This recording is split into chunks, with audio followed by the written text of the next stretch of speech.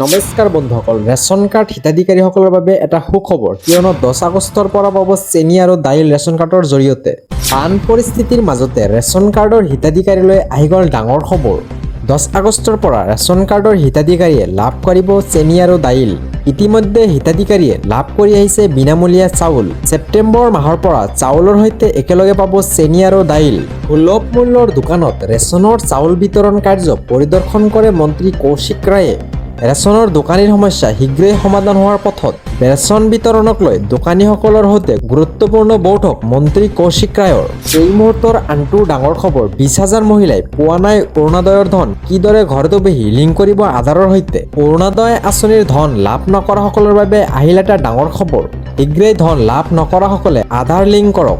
ধন লাভৰ বাবে আধাৰ চিডিং অথবা আধাৰ লিংক কৰাটো বাধ্যতামূলক। অতি সহজতে ঘৰতে বহি মোবাইলৰ দ্বাৰা কৰিব পাৰিব আধাৰৰ সৈতে লিংক। এই মুহূৰ্তৰ এটা ডাঙৰ খবৰ, মুছলমান হ'লে সজাব নোৱাৰিব পাকিস্তানী বুলি বিজেপি নেতাক ধমক দিলে আদালতে। এজন IAS বিষয়াক বিজেপি নেতাই দিছিল পাকিস্তানীৰ আখ্যা। মুছলমান হোৱা বাবে IAS বিষয়াগৰাকীক পাকিস্তানী আখ্যা দিয়াৰ অভিযোগ। গোচৰটোক লৈ উচ্চ ন্যায়ালয়ে ধমক দিলে বিজেপি নেতাগৰাকীক। কৰ্ণাটকৰ বিজেপি নেতা ৰবি কুমাৰে কৰিছিল তিৰ্যক এই মন্তব্য। ৰাজহুৱা স্থানত বক্তব্য দিয়া সংযমী হ'বলৈ ক'লে আদালতত। মুছলমান হোৱা বাবে কাৰোবাক বিৰুদ্ধে এনে মন্তব্য কৰিব নোৱাৰিব। ফৌজিয়া তাৰান্নু নামৰ এগৰাকী IAS বিষয়াক বিৰুদ্ধে কৰিছিল এই মন্তব্য। বিজেপি নেতাগৰাকীক ক্ষমাৰ যোগ্য নহয় বুলি ক'লে কৰ্ণাটকৰ উচ্চ ন্যায়ালয়ে। মুছলমান হ'লে সজাব নোৱাৰিব পাকিস্তানী বুলি। এই মুহূৰ্তৰ আনটো বিশেষ খবৰ, ৰাজ্যৰ প্ৰান্তে প্ৰান্তে ধাৰাসাৰ বৰ্ষণ।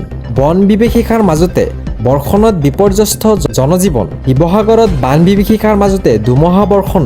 নিশা ধুমুহাই উৰুৱাই নিলে আশ্ৰয় শিবিৰ, বহু ঠাইত উভালি পৰিলে গছ।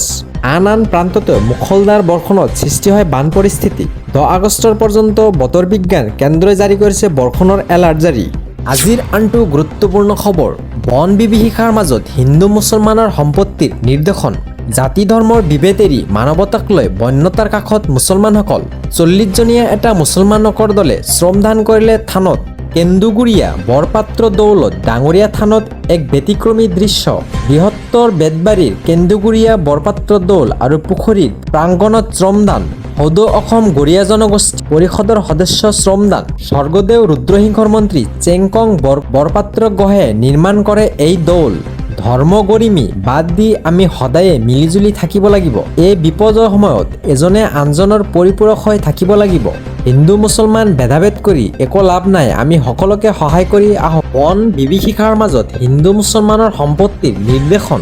এই মুহূৰ্তৰ আৰু এটা বিশেষ খবৰ, বন্যতাৰ দুখ দেখি শুকাই কান্দি উঠিল শুকুৰ আলী। ৰাইজে খাবলৈ দিয়া টকাৰে বন্যতাৰ বাবে পুতি দিলে দমকল। পানী এটুপিও খাবলৈ পোৱা নাই বন্যতাসকলে। বন্যতাৰ বাবে যিমান পাৰে সিমানেই কৰি যাম বুলি প্ৰতিশ্ৰুতি দিলে শুকুৰ আলীয়ে। বন্যতাৰ দুখ দেখি শুকাই কান্দি উঠিল শুকুৰ আলী। এই মুহূৰ্তৰ আনটো ডাঙৰ খবৰ, শিৱসাগৰত নিশা প্ৰলয়ংকাৰী ধুমুহাৰ তাণ্ডৱ। নিশা অহা ধুমুহাই উৰুৱাই নিলে বন্যতাৰ আশ্ৰয়ৰ শিবিৰ। বন্যতাই আশ্ৰয় লৈ থকা ত্ৰিপল উৰুৱাই নিলে ধুমুহাই। ধুমুহাৰ তাণ্ডৱত বন্যতাৰ হাহাকাৰৰ সৃষ্টি হৈছে।